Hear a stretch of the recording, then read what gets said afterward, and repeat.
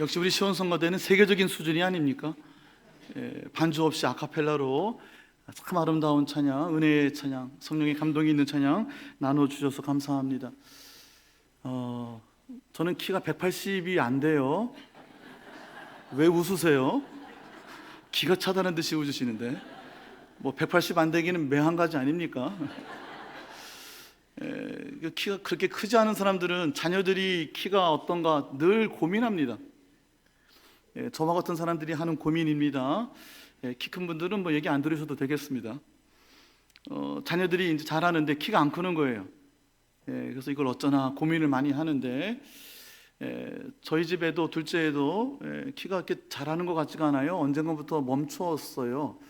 아이고 이거 큰일 났다. 제가 딱 그 나이 때 크고 안 컸거든요.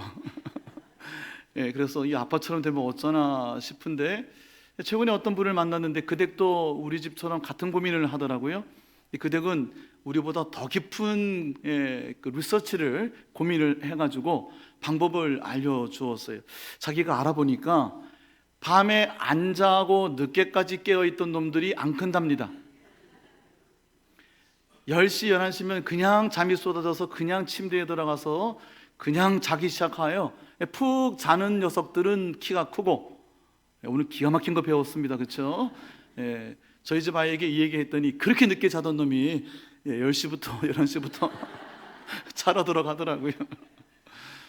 밤은 키가 자라는 시간이다, 그런 이야기가 있습니다. 우리가 식물을, 꽃을 심을 때 씨앗을 심습니다. 땅에다가 씨앗을, 어떤 씨앗을 심느냐 굉장히 중요하고요, 어떤 밭에 어떤 토양에 심느냐도 굉장히 중요하죠. 자, 심기만 하면 되는 게 아니라 물도 주고 거름도 주고 해야 안 되겠습니까? 중요한 것은요, 우리가 할 수 있는 일은 거기까지고, 이 꽃이, 이 식물이 자라는 것은 어려운 얘기 하겠습니다. 여러분, 아주 어려운 얘기입니다. 광합성을 해야 합니다. 너무 어렵죠? 초등학교 때 다 배운 것 아닙니까? 광합성, 빛을 머금어야 되는 거예요. 빛은 낮에 받습니다. 그렇죠?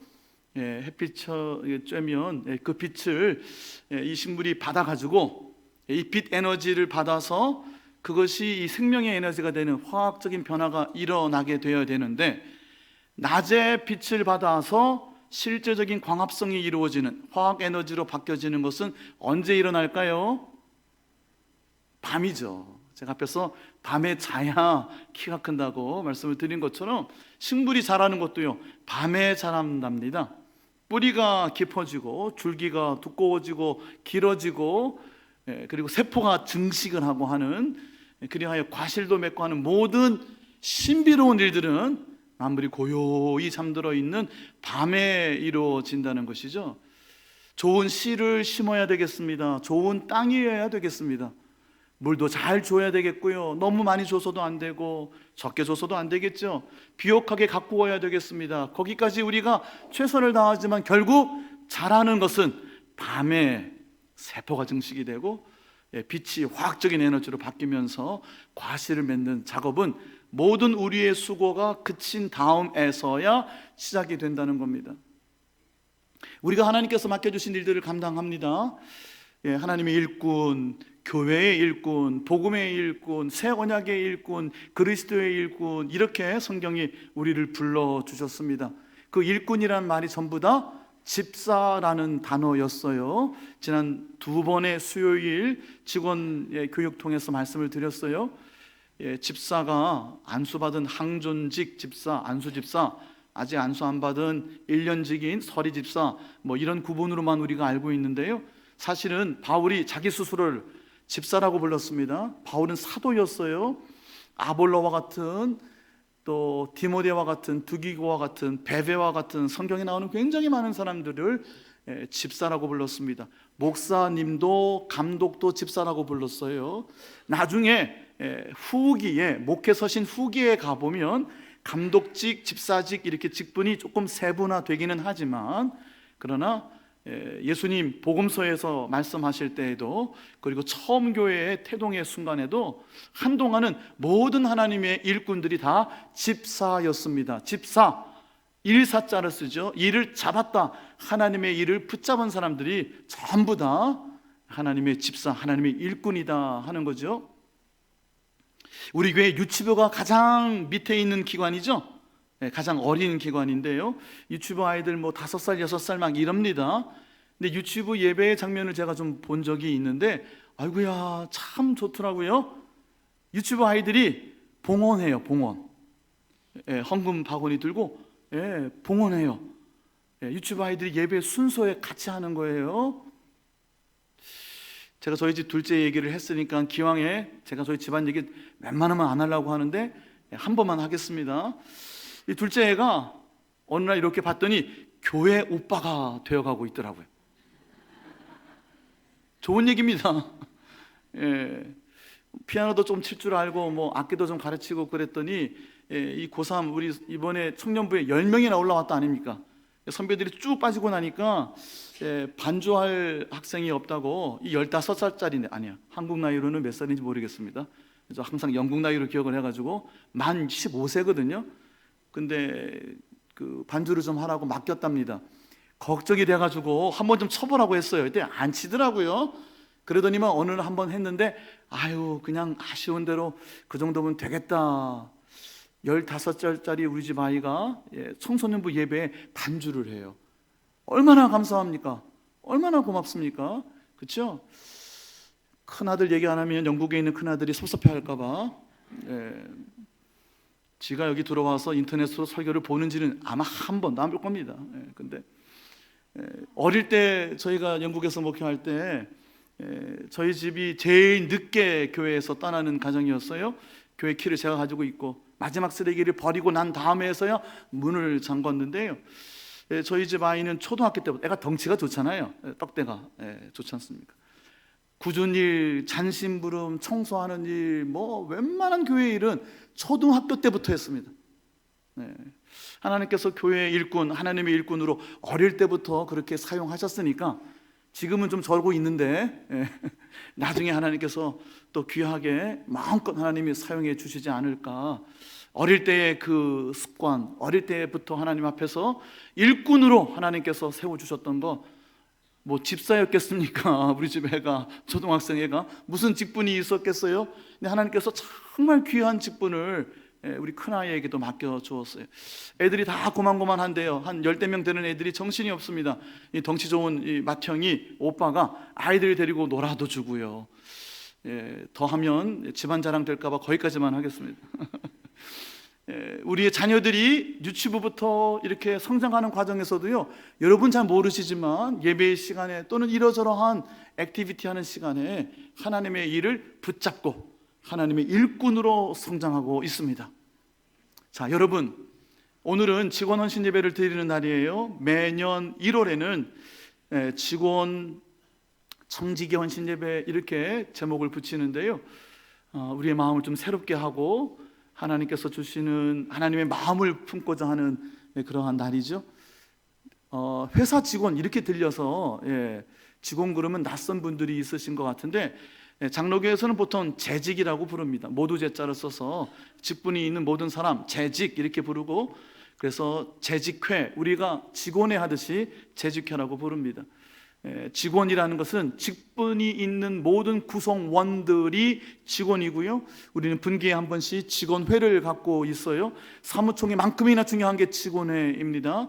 우리 전체 직분자들이 함께 모여서 교회의 크고 작은 일들을 의사결정을 하는 중요한 시간이 직원회입니다.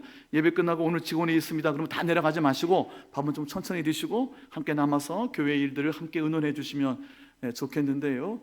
자, 직원, 하나님께서 여러 가지 직분을 붙여주셨어요. 아니, 아이들은요, 또는 여기 계신 분들 중에도 집사도 아니신 그냥 성도인 분들도 있어요. 직분이 없는 분들도 있어요. 그러나 하나님의 일을 맡은 사람은 누구나 할 거 없이 신약 성경에 다 집사, 하나님의 일을 맡은 자, 교회의 일꾼, 복음의 일꾼, 그리스도의 일꾼, 하나님의 사역자 이렇게 불러주셨다 하는 겁니다. 제가 초기에 광합선 얘기는 왜 했을까 목사님이 나중에 그 이유가 나옵니다. 우리가 하나님의 일을 맡은 사람으로서 충성되게 지혜 있는 자가 되어 진실한 청지기가 되어 하나님의 일을 감당해야 되는데요. 그 내용에 대해서 나중에 결론 부분에서 말씀을 드리려고 해요. 직원 교육을 수요일마다 2번이나 했기 때문에 또 지난주 장로회 총회하실 때 장로님들과 우리 동주방 장로님들과도 이 말씀을 한번 나눈 적이 있습니다. 몇 번 반복되시는 분도 있겠지만 한 번만 더 정리해 보려고 그래요. 자, 하나님의 일꾼이라고 하는 개념이 중심에 있습니다. 하나님께서 일을 맡겨주신 분들, 직분이 있든지 없든지 모든 사람을 다 집사, 하나님의 일꾼 이렇게 불렀어요. 자, 그 일꾼이라는 하나님의 일을 맡은 사람의 하위 개념이 있습니다. 참된 일꾼은 어떤 사람인가? 그 밑에서 받쳐주는 그런 개념이 있다 하는 거예요. 그것이 다름 아니라 종이라는 겁니다. 하나님의 일꾼은 먼저 종이 되어야 합니다. 예수님께서 이 디아코노스라고 하는 집사, 일꾼이라는 단어를 예수님께서도 쓰셨어요. 요한복음 2장에 보면요, 5절과 9절에 가나의 혼인잔치에서 물을 포도주로 만드실 때에 그때에 이 집사라는 디아코노스라는 단어가 나옵니다. 예수의 모친 마리아가 주께서 너희에게 무엇이라고 하시든지 그대로 행하라. 그 혼인잔치에 포도주가 다 떨어졌습니다. 이 일을 어찌할꼬 예수님에게 말씀을 드렸어요. 이 나와 무슨 상관이 있습니까? 결국 예수님께서 그 부탁을 들어주셨죠. 그 예수님께서 하시는 이 일을 실행에 옮긴 사람들이 있었어요. 누구냐? 그 가나의 혼인잔치에서 일하던 일꾼들이었어요. 우리 본문에는요, 요한복음 2장에는 하인들 이렇게 되어 있는데 그 하인, 일꾼이라는 것이 다름 아니라 종이라는 뜻이죠. 디아코논이라는 복수형을 쓰고 있는데요, 거기에 보면 이렇게 되어 있어요. 예수께서 물을 채우라 하시니 저들이 채웠고, 물을 떠서 연회장에게 갖다 주라 했더니 갖다 주었더라. 그것이 종된 일꾼이 하는 역할이다 하는 겁니다.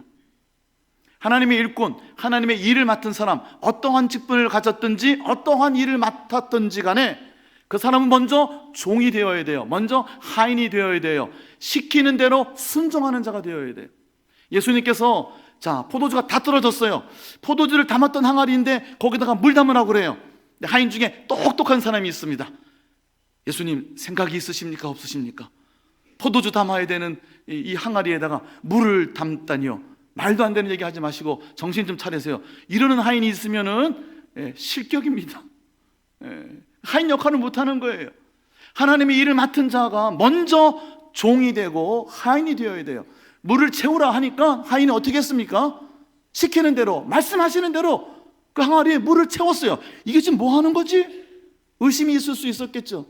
이거 한다고 뭔 일이 생길까? 아무 생각이 없을 수도 있겠죠. 그런데 한 가지는 분명했어요. 주께서 말씀하시는 그대로 맹물을 채우라 그러니까 빈독에다가 물을 채웠어요. 거기까지는 1단계는 웬만하면 할 수도 있을 것 같아요. 마지못해 했던 하인도 있지 않을까 싶기도 하지만, 두 번째, 힘든 일이 생겼어요.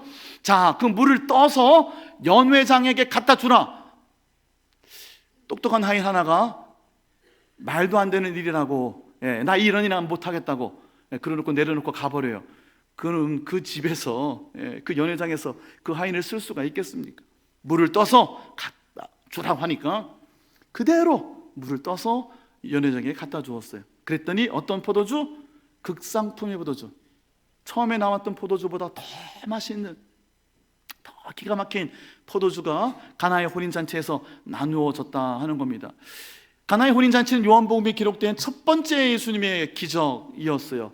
예수님의 표적이었고요. 이 첫 번째 기록된 표적의 핵심은 예수님이 말씀하신 대로 독에 물을 채우는 하인들, 떠다 갖다 주라 말씀하신 그대로 순종하여 물을 떠다 준 종된 하나님의 일꾼들이 있었다 하는 겁니다. 오늘 이 고린도전서 4장 1절에 2절에 있는 말씀을 보면요, 이 말씀이 이 직분자들의 주시는 굉장히 중요한 요약입니다. 결론과도 같은 말씀이에요. 사람이 마땅히 우리를 그리스도의 일꾼이요 하나님의 비밀을 맡은 자로 여길지라 그랬어요. 첫 번째가 우리가 어떻게 여겨져야 되느냐? 그리스도의 일꾼으로. 거기서 일꾼이란 말이 헬라어가 후페르테스라는 단어를 쓰고 있어요.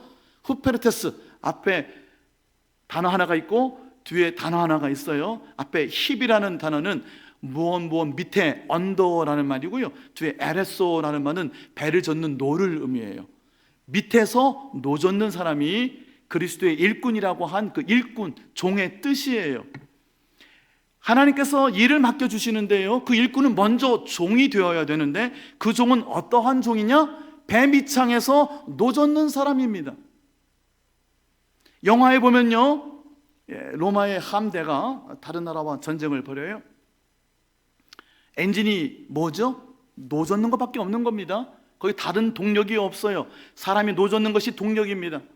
얼마나 빨리 전속력으로 젓느냐에 따라서 그 전함은 빛을 발할 거예요. 전쟁의 전투에 능한 전함이 될 수가 있겠죠.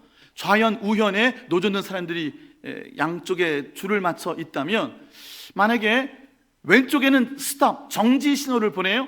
그러면 노 젓던 사람들이 어떻게 해야 됩니까? 정지해야죠. 젓던 김에 난 계속 질래요, 젓던 김에 계속 짓겠습니다 하면 안 되는 거죠. 그리고 오른쪽은 계속 젓게 합니다. 그럼 어떻게 됩니까? 좌회전하는 거죠. 이쪽은 젓고 이쪽은 스톱하고 이쪽은. 우리가 방향을 틀려고 할 때도 어느 방향을 선택할 것인가, 방향을 결정하는 것도 굉장히 중요해요. 그것도 마치 하인들이 물을 채우고 갖다 주라 하신 그 말씀에 순종했던 것처럼 배밑창에서 노를 젓는 사람들은 말씀하시는 대로, 신호가 떨어지는 대로 북을 쳐 박자를 맞추는 그 박자에 맞추는 사람들이다 하는 거예요. 일꾼은요, 그 하위 개념이, 그 기본 전제하는 개념이 먼저 종이 되어야 된다. 종은 어떤 사람? 시키는 대로 순종하는 사람, 신호에 따라 움직이는 사람. 그 신호, 그 말씀은 하나님으로부터 주어지는 것이에요. 하나님을 앞서면 안 된다는 거예요. 하나님께서 지금 멈추라고 하시는지 가라고 하시는지를 분별할 수 있어야 돼요. 왼쪽은 스탑하고 오른쪽은 노를 절하고 말씀하시는 사인인 것을 분별해야 돼요. 그리고 그 사인에 맞추어서 노를 져야 되는 거예요. 예수님께서 청지기의 비유를 들어주셨어요. 누가복음 12장에도 나오고 마태복음 24장에도 나와요. 동일한 본문이 같이 나오는데요, 이렇게 표현합니다. 청지기라는 표현을 쓰시고요, 누가 지혜 있고 진실한 청지기가 될 것이냐, 누가 충성되고 지혜 있는 청지기가 될 것이냐. 예수님 찾으시는 청지기는 지혜로운 사람, 진실한 사람, 충성된 사람이라고 말씀하셨어요. 그리하여 주인의 뜻에 따라서 주인께서 맡겨주시는 양식들을 때를 따라, 그 주인이 다스리는 집의 사람들, 구성원들에게 그 양식을 때를 따라 나눠줄 지혜로운 자, 진실한 사람, 충성한 자들이 누구냐고 예수님이 말씀하셨어요. 그것이 청지기라는 뜻입니다. 자, 이 청지기라는 것은요, 하나님의 일꾼이라는 개념의 위의 개념입니다. 상위 개념이에요. 종된 일꾼으로서의 하나님의 일꾼이 되기 시작하면 하나님께서 하나님의 비밀을 맡겨주시기 시작해요. 청직이라는 것은 대청마루에서 주인이 하명하는 것을 기다리는 사람을 말해요. 청직이라는 것은 대청마루의 청자예요. 대청마루에서 주인이 말씀하시는 것을 기다립니다. 주인이 집 가솔들, 식솔들에게 때를 따라 양식을 나누어 주고자 할 때 그 청지기에게 그 일을 맡겨주시는 거예요. 주인의 모든 소유를 맡겨주었더라 어떠한 사람들에게? 착하고 충성되고 지혜롭고 진실한 청지기들에게 맡겨주셨다고 하셨어요. 하나님의 일꾼은 그러므로 종된 일꾼을 전제해서, 그래서 하나님의 비밀을 맡는 자리에까지 나아가야 돼요. 청지기가 되어야 된다 하는 겁니다. 여러분, 이 청지기라는 것이 헬라어는 오이코노모스라고 그래요. 오이코스란 말은 집이고 뒤에 네모란 말은 관리한다는 말이에요. 하나님의 집을 관리하는 거예요. 여러분, 관리하면요, 관리하는 자가 힘이 세집니다. 왠지 아세요? 큰 일들을 맡으면 맡은 일이 크면 클수록 큰 일들을 맡아서 하나님께서 고난을 많이 위임해 주세요. 돈의 고난도 위임해 주세요. 하나님께서 재물을 많이 맡긴 사람들이 있습니다. 권세를 많이 맡긴 사람들이 있어요. 여러분, 이 집사라는 표현이요, 로마서 13장에도 쓰여집니다. 로마서 13장은 위에 있는 권세에 순종하라 하는 본문이죠. 모든 권세가 하나님으로부터 났으니 다스리는 자들에게 복종하라 말씀하셨어요. 거기에 다스리는 자들이 헬라어로 디아코노스, 집사라고 되어 있어요. 대통령은 그러니까 하나님의 집사인 겁니다. 연제구에 이제 국회의원이 누가 되실지 모르겠으나 누가 당선이 되시면 그가 하나님의 집사가 되는 거예요. 교회에서만의 일이 아니라 하나님 다스리시는 모든 이 세상에 하나님의 일을 맡은 자들을 하나님은 당신의 하나님의 일꾼이라고, 사역자라고 말씀해 주시는 거예요. 이 권세 있는 자가 되어 다스리는 자로서의 일꾼들, 그 로마서 13장 말씀을 조금 더 읽어보면 이렇게 되어 있어요. 저들은 저와 여러분에게 선을 베풀 자들이 아니더냐 그랬어요. 악을 징벌하고 그리고 선을 널리 전파하고 선을 베푸는 자들에게 보상을 하는 일들이 하나님께서 하나님의 권세를 위임해 준 통치자들, 다스리는 자들이라고 했어요. 저들에게 칼이 있는 이유가 있지 않더냐. 칼이라는 것은 사법적인 제도를 통해서 권징하는 것을 의미하죠. 사법권이라고 하는 권력을 넘겨주시기도 해요. 좀 말씀이 좀 어려워졌나요? 하나님께서 이 청직이라는 것은요, 재물을, 소유를 맡겨주실 수도 있고요, 권세를, 권력을 맡겨줄 수도 있고요, 건강을 맡겨주실 수도 있고요, 어떤 것인지 하나님께서 맡겨주신다는 거예요. 자, 하나님의 청직이, 하나님의 비밀을 맡은 자, 오늘 말씀의 제목이 그거죠. 그리스도의 일꾼이요, 나를 하나님의 비밀을 맡은 자로 여기는 것이 마땅하다 그랬어요. 자, 비밀을 맡은 자, 지난주에 아브라함의 말씀을 나누었습니다. 하나님께서 소돔과 고모라를 멸하시기 위하여 죽음의 두 천사를 데리고 진노와 심판의 길목을 가시다가 말고 아브라함을 잠깐 만나셨어요. 아브라함과 함께 이것을 의논하셨어요. 내가 하려는 것을 아브라함 너에게 숨기겠느냐. 그것이 바로 하나님의 비밀인 거예요. 소돔과 고모라를 유황불로 멸하시기로 결정하신 하나님의 계획, 하나님의 의도, 그것이 하나님의 소우드, 하나님의 비밀이라는 거예요. 아모스 3장 7절의 말씀을 드렸죠. 하나님께서 주의 종 선지자들에게 하나님 여호와의 자기 비밀을 보이지 아니하시고서는 한 번도 실행에 옮기지 아니하신다. 하나님의 비밀을 실행에 옮기기 위해서는 하나님의 사람들에게 먼저 알려주신다는 거예요. 하나님의 일꾼은요, 그러므로 하나님의 비밀을 맡은 자, 하나님의 계획을 알게 된 자, 하나님께서 의논하여 주시고 찾아오셔서 그 일을 맡겨주신 자들이 되는 거예요. 하나님의 집사, 하나님의 일꾼들, 그들은 먼저 종된 사람이었고요, 그들은 하나님께서 참으로 놀라운 하나님의 비밀을 맡겨주시는 청지기로서의 일꾼으로 세워졌다 하는 겁니다. 오늘 우리가 함께 읽은 이 고린도서 4장 1절 말씀을 다 드렸고요, 2절 말씀이 그리고 그 맡은 자들에게 구할 것은 뭐라고 하셨죠? 충성이라 그랬어요. 자, 우리 1절, 2절 오늘 본문인데 다시 한 번만 읽어볼까요? 자, 시작. 사람이 마땅히 우리를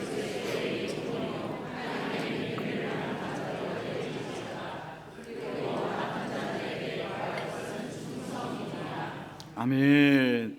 저와 여러분 올 한 해 하나님의 계획, 하나님의 비밀을 맡은 자들이 되시기를 예수님의 이름으로 축원합니다. 하나님께서 여러분에게 많이 맡겨주시기를 축원합니다. 많이 맡긴 자들에게는 많이 찾을 것이요 그랬어요. 하나님 많이 찾아주시면 얼마나 좋아요. 하나님 맨날 나를 찾아와 주시는 거예요. 아브라함을 찾아주셨듯이 나를 찾아오시는 거예요. 소돔을 멸하시기 위한 하나님의 심판의 그 놀라운 계획을, 그 비밀을 아브라함에게 찾아오셔서 의논하셨어요. 그만큼 아브라함을 존귀히 여기신 거예요.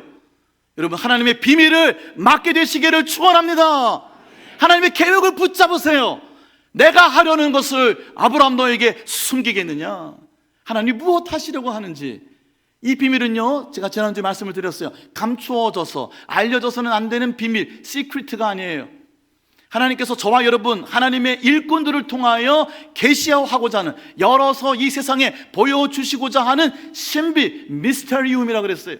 하나님의 신비, 알 것도 같고 모를 것도 같고 한 게 신비예요.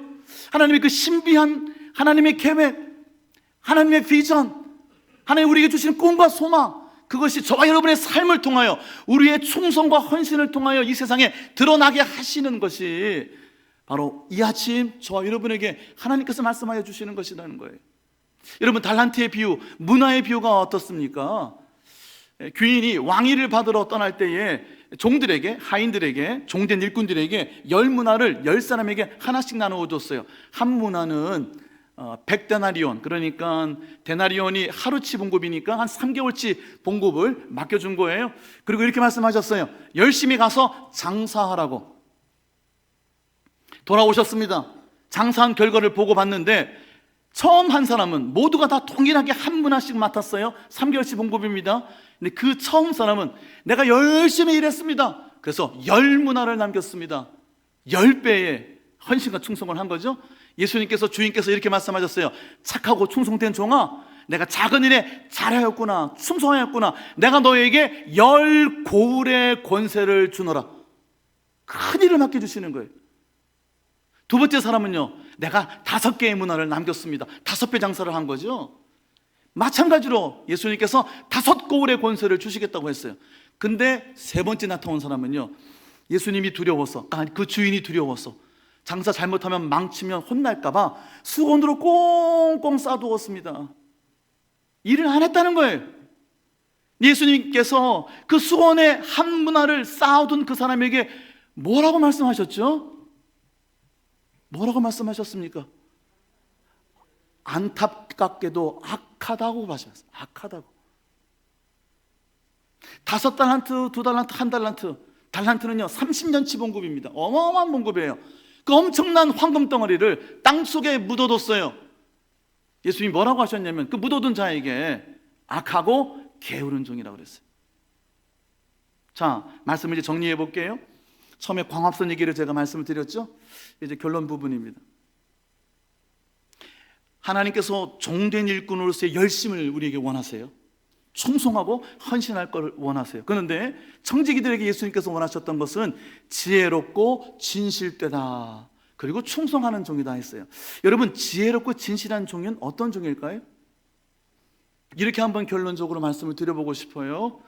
그 종된 뱀이창에서 노젓는 사람으로서의, 하인으로서의 그 열심과 헌신, 충성, 그것이 이 10문화를 남기고 5문화를 남긴 달란트를 받았던 이들의 충성이고 헌신이었는데, 중요한 것 한 가지가 더 있습니다. 저들이 그 열심이 과연 하나님의 열심이었는가, 하나님이 저들과 함께 동역하여 주신 것인가 하는 질문을 드려보고 싶은 거예요. 하나님의 계획, 하나님의 비밀을 붙잡은 것인가, 아니면 나의 계획, 내 비밀을 붙잡았던 건 아닌가, 내 열심은 아니었던가. 우리 오늘 본문 고린도전서 4장 앞에는 3장에 나와요. 아볼로는 누구고 바울은 누구냐? 똑같은 집사가 아니더냐?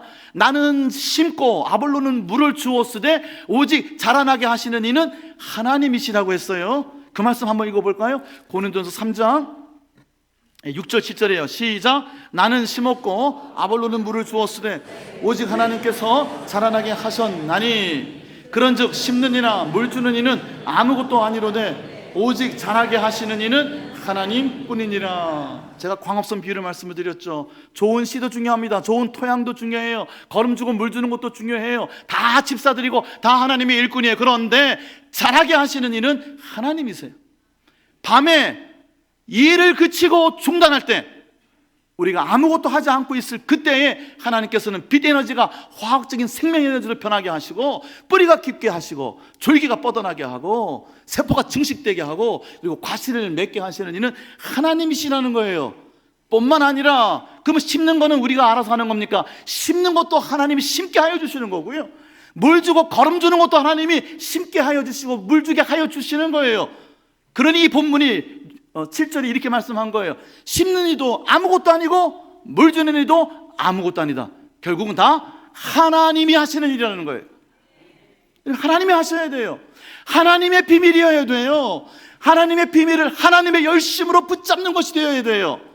만약 그것이 내 개인의 비밀, 내 개인의 열심이었으면 어떻게 되는 줄 아십니까? 이 본문 3장, 고린도도 3장 8절 이하에 9절 10절 한번 읽어볼게요. 9절 10절 보여주세요. 같이 읽습니다. 우리는 하나님의 동역자들이요 너희는 하나님의 밭이요 하나님의 집이니라. 내게 주신 하나님의 은혜를 따라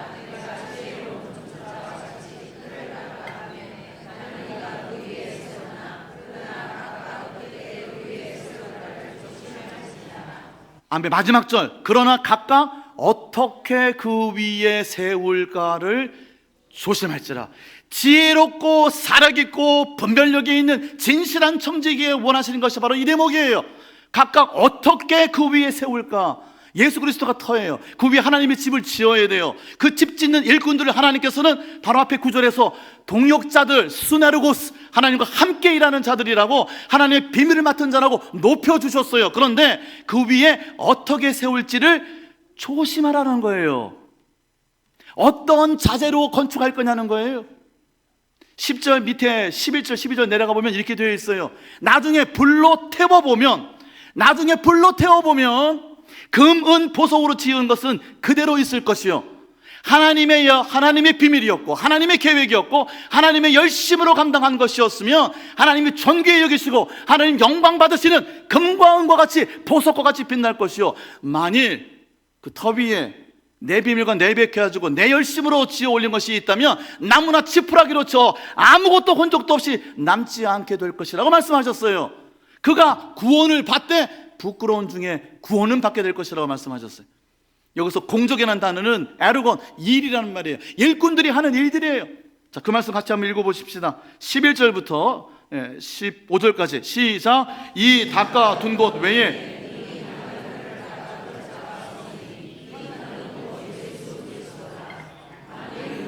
금이나 은이나 보석이나 나무나 풀이나 지푸로 이 터 위에 세우면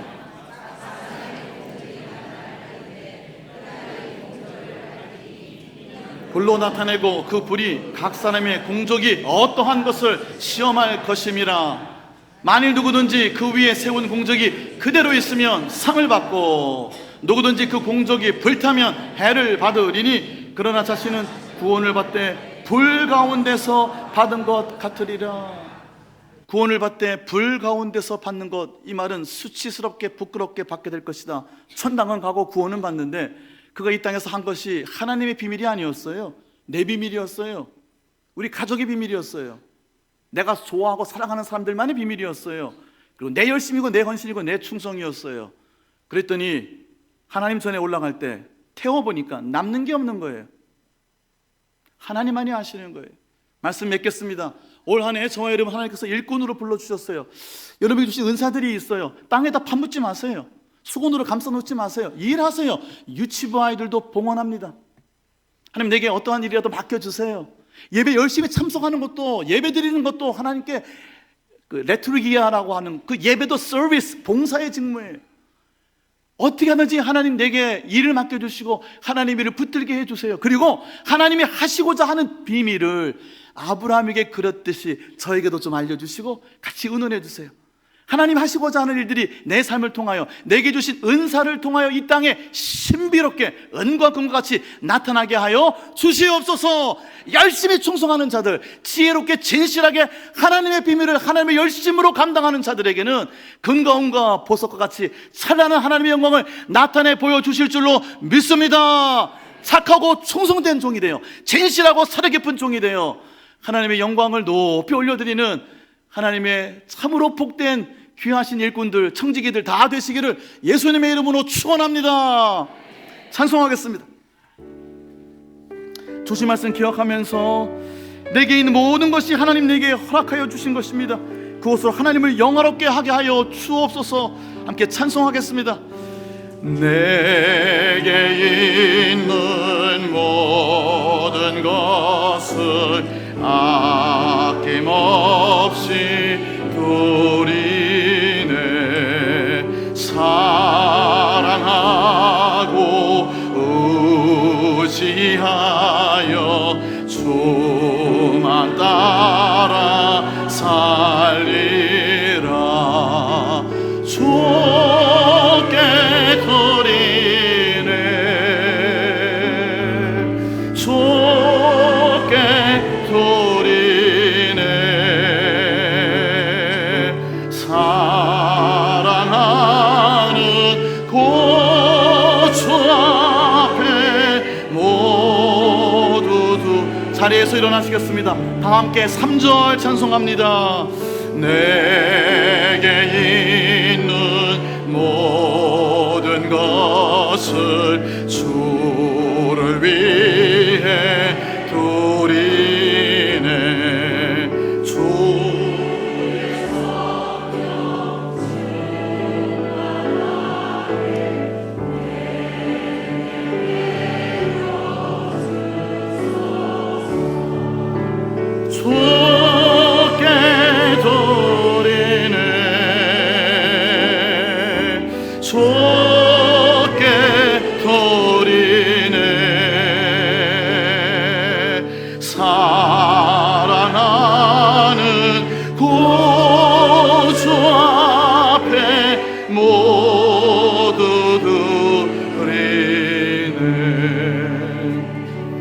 하나님, 모든 것을 드릴 수 있게 하여 주옵소서. 내게 주신 삶이 내 것이 아니라 이 생명의 주인 되어 주시는 우리 주님의 것이오니 내 삶을 주님 앞에 드리게 하여 주옵소서. 우리에게 주신 자녀들 여호와 하나님의 기업이요 상급이라고 하셨는데 내 것이 아니라 하나님의 것임을 잊지 않게 하여 주시고 하나님의 일꾼으로 세우게 하여 주시옵소서. 모든 것이 주께로부터 왔으니 주께서 내게 주신 것으로 주님께 여호와께 돌려드립니다. 그토록 영화로운 솔로몬의 성전을 짓고도 하나님 앞에 주님 주신 것으로 돌려드립니다라고 엎드려 기도했던 솔로몬과 같이 하나님께 가장 귀한 것, 내 생명과 삶을 송두리째 드리고 하나님을 기뻐하게 하여 주시옵소서. 수건으로 감싸두거나 땅속에 파묻고 모른 척하지 않게 하시고 하나님 내게 주신 은사로 하나님을 영원롭게 하게 하여 주시옵소서. 아브라함에게 찾아왔듯이 오셨듯이 내게도 찾아오셔서 하나님 하시고자 하는 일들을 보여주옵소서. 하나님의 비밀을 맡은 자가 되어 이 세상을 사랑하고 섬기게 하여 주시옵소서. 많이 맡긴 자들일수록 많이 달라 하실 때에 아낌없이 전부를 들을 수 있는 저희 모두가 되게 하여 주시되 충성되고 헌신할 뿐 아니라 지혜롭고 사려깊고 진실한 하나님의 비밀을 맡은 자들, 하나님의 열심을 품은 자들 다 되게 하여 주시옵소서. 육신의 질고 마음의 병, 아픔과 상처를 안고 하나님 이 자리에서 머리 숙여 예배하며 예물을 올려드립니다.